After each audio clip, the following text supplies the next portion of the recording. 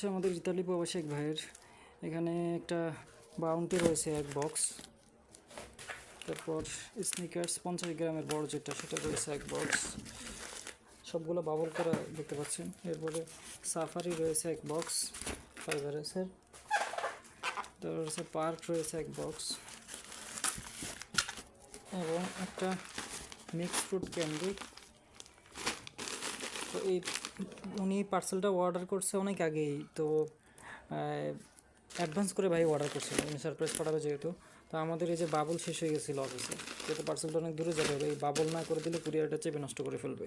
তো এই জন্য এটা পাঠাতে লেট হয়েছে এবং এটা পাঠিয়ে দেওয়া হয়েছে। ভাই অ্যাডভান্স করে অর্ডারটা করছিল, মানে ওনাকে বলাও লাগে না, উনি নিজেই অ্যাডভান্স করে বিকাশ নাম্বারটা দেন, অ্যাডভান্স করে অর্ডারটা কনফার্ম করে রাখছিল।